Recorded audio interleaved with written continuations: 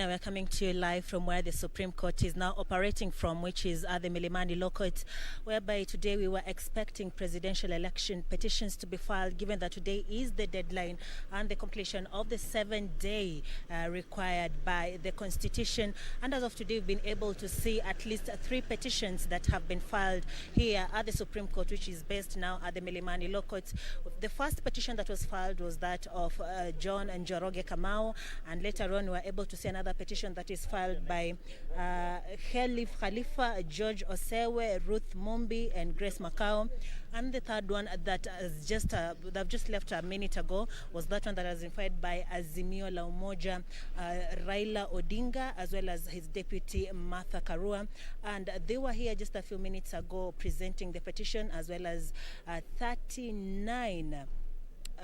boxes of affidavit, supporting affidavit in regards to that petition. Now, what we've been able to realize out of all the petitions that have been filed, one of the key aspects that comes out is that they are disputing the results that were announced on Monday by the IEBC chair, Wafula Chebukati, saying that there were a lot of illegalities and irregularities in the whole process, as well as in the results that were announced. And now they're seeking the intervention of the Supreme Court to make a determination on that, whereby earlier on we were able to speak also to Senior Counsel James Orengo, who says that some of the things they look up to or into the petition include the transmission of the results from the polling stations, from the tallying centers, as well as the technology involvement in all these, whereby they claim that some of the fake forms 34A and 34B, as well as the 34C that were being announced, they dispute the results that were on those forms, as well as they say that they also look into the involvement of the Venezuelans who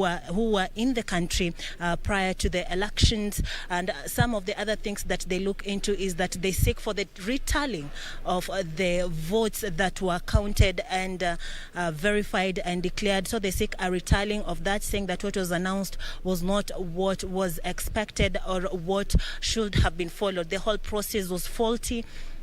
And now they seek the retallying of the votes, and they're also saying that if the Supreme Court finds it fit to nullify the whole process, then they are also okay with that. Also, we're able to speak to one of the chief agents of the Azimio La Umoja One Kenya, who is Saitaboa Olekanchori, who was able to tell us that we asked him why he said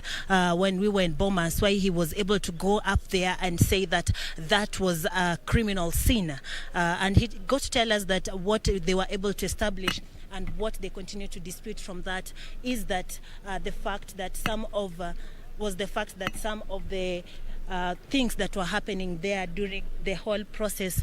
included some of the things that were happening during at the Bomas included the colluding of the IEBC officials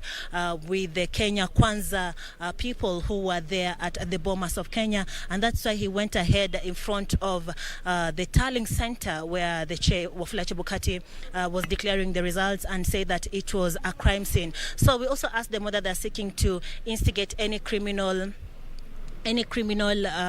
petitions against the chair of Wafula Chebukati. They say they're going to look into that, because what he did was unfair, and even the results that were declared were not fair. He was also able to tell us that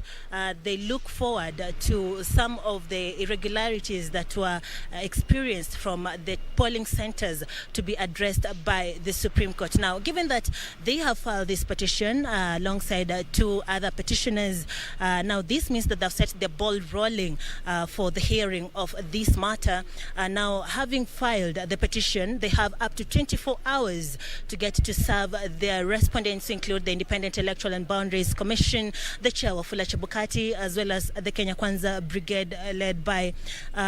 William Ruto. Now, upon serving the respondents within 24 hours, now the respondents have up to 4 days to get to respond to the petition. And thereafter, the petitioners have 1 day to get to file any interlocutory applications in regards to this petition. And thereafter, any person seeking to be enjoined in this petition as a friend of the court, who is an amicus curiae or any amici, if there are many, then they have 1 day from the filing of the petition to get to. They have up to 1 day from the filing of the petition to get to file their application, and therefore, thereafter, if the Supreme Court considers it, then they will be enjoined in the petition. Thereafter, there will be a conference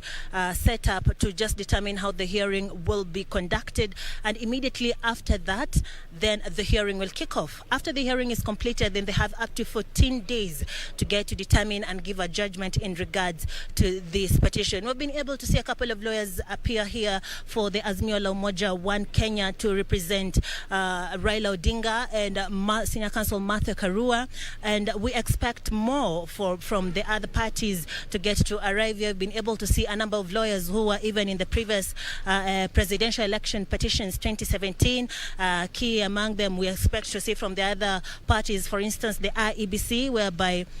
we saw Githu Muigai. Githu Muigai will be representing the Independent Electoral and Boundaries Commission. Will be leading a group of lawyers who will be representing the Independent Electoral and Boundaries Commission. In 2017, he was one of the amicus curiae in the presidential election petition. That is a friend of the court, but this time he'll be representing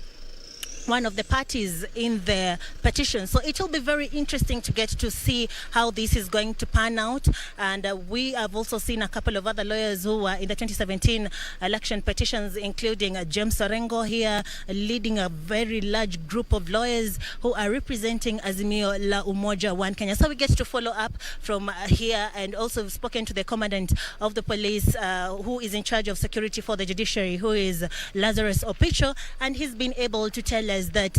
now today we saw a big crowd of Kenyans who showed up, most of them being supporters of the Azimio la Umoja One Kenya coalition, appear here. They were able to cause a little fracas, but they were contained by security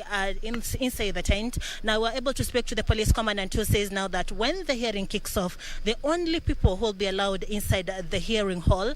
which is the ceremonial hall here at the Milimani Law Courts, are the lawyers as well as media and the petitioners. Now, members of the public will not be allowed inside the ceremonial hall here at the Milimani Law Courts. Now, we will keep following up to see anything that follows up. Also, given that Kenya Kwanza has 4 days to get to respond to the petition, now we'll be looking forward to see when they will appear, or they'll be able to come here to present their responses.